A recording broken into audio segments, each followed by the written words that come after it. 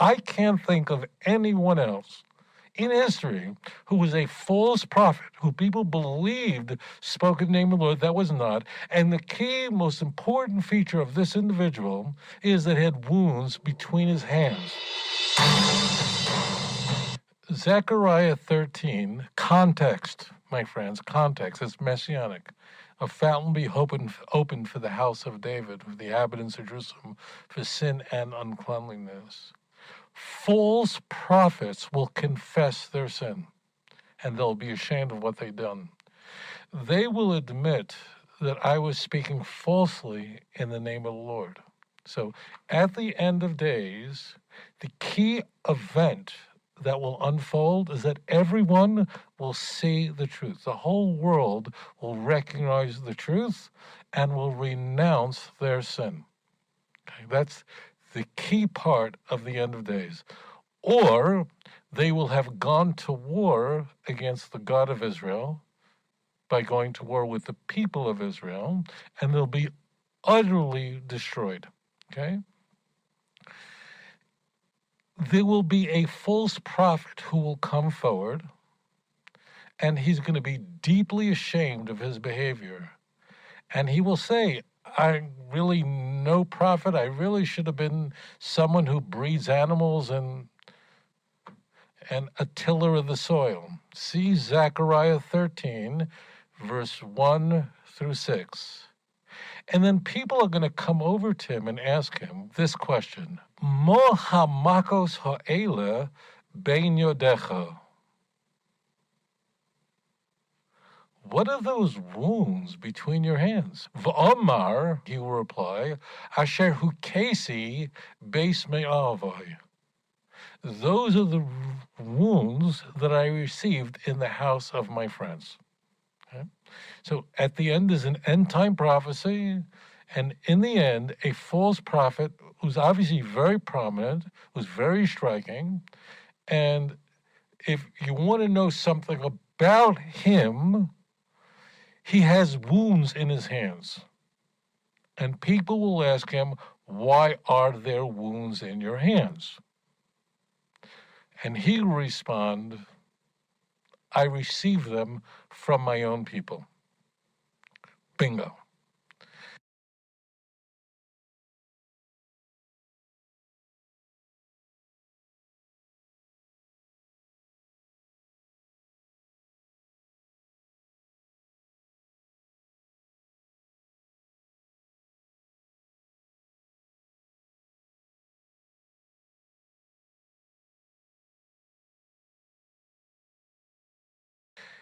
Here's even a greater shocker.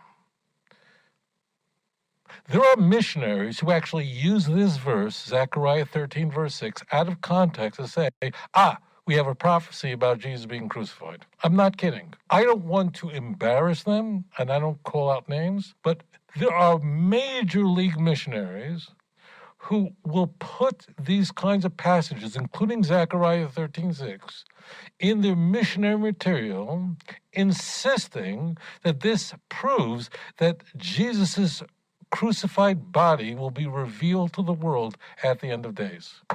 And if you don't read that in context, you think, well, that sure looks like a crucifixion to me. Now,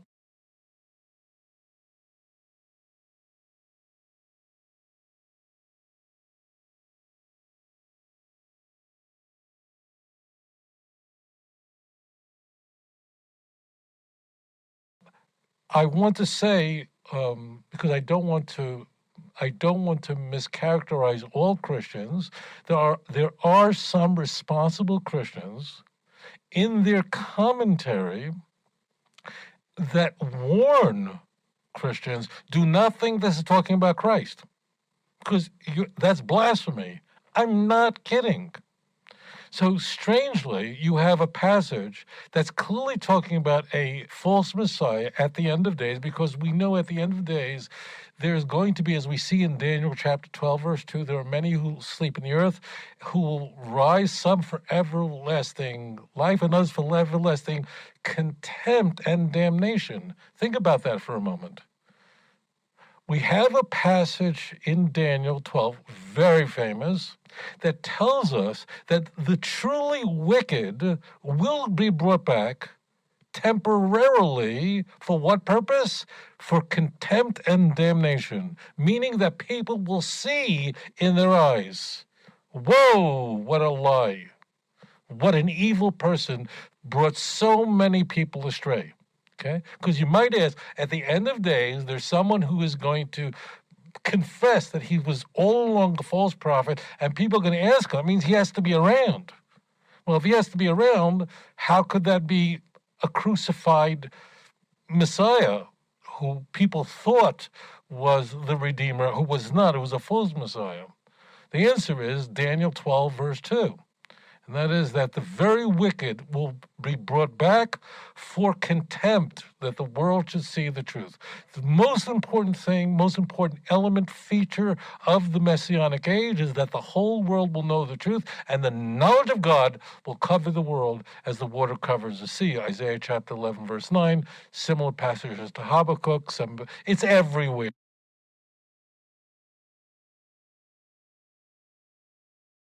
And interestingly, you're going to think this is nuts, but there are some Christian Bibles that actually seek to cover that by saying, what are those wounds on your back? Because the words in the text, the Hebrew is, Mohamakos elo ben yodecha, what are those wounds between your hands? Okay? Like if you speak sign language, you know what that means, right? But they don't want that in there, right? So they actually put on your back, because like what's between your hands, your body, your torso. But what that does is it successfully, so if using the ESV, right, it then masks what it says. To what percentage do I assign that passage to the likelihood of being Jesus? I can't think of anyone else in history who was a false prophet, who people believed spoke in the name of the Lord. That was not. And the key, most important feature of this individual is that he had wounds between his hands. Could you? So I can't think of anyone else. And I encourage you to look at Zechariah 13:6 and just look at the nervousness of the translators and commentators on this. And I have had missionaries come over to me with Zechariah 13, verse 6, insisting this was an explicit passage speaking of a crucified Savior. When, if you read it in context, it's about a false prophet who's ashamed of himself, who confesses everything at the end of days.